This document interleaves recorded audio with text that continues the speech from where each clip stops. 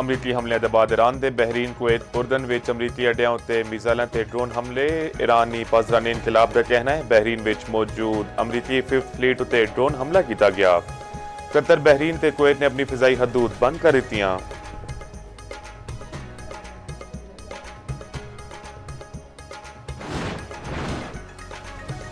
अमरीकी अफवाज रात के ईरान के मुख्तलिफ इलाकों में फिजाई हमले। सेंटकॉम के मुताबिक हमले अमरीकी फौजी हैलीकॉप्टर मार डिगान के जवाब कीते।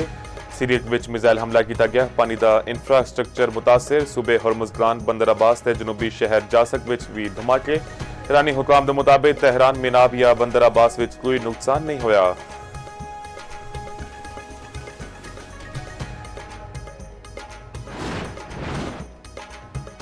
महफूज रहना चाहते हो तो साडा खिता छड़ दवो। ईरानी वजीर खारजा अब्बास अरागची दी अमरीका नू वार्निंग। आख्या शिकस्त के बावजूद अमरीका साडे अज़म नू आजमा रहा है। साडी अफवाज हमले का जवाब दिते बगैर नहीं रहणगे। ईरानी नायब वजीर खारजा काजिम गरीब आबादी कहते हैं अमरीकी हैलीकॉप्टर नू दानिस्ता तौर उत्ते निशाना बनाने का इल्जाम दुरुस्त नहीं। कशीदा सूरत हाल विच इंज दे वाकयात पेश आ सकते हैं।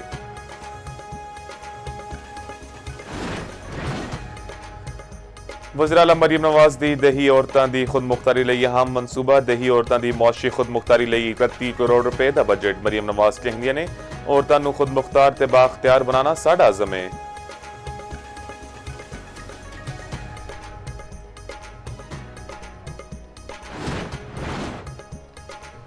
कराची विच हवा दी खौर दी गैर इंसानी सलूक दी भेंट चढ़ गई। 18 साला मिसबा उत्ते शोहर दा वहशियाना तशद्दुद। सिसक के कुड़ी ने जान दे दी। शादी सिर्फ 4 महीने पहले हुई सी।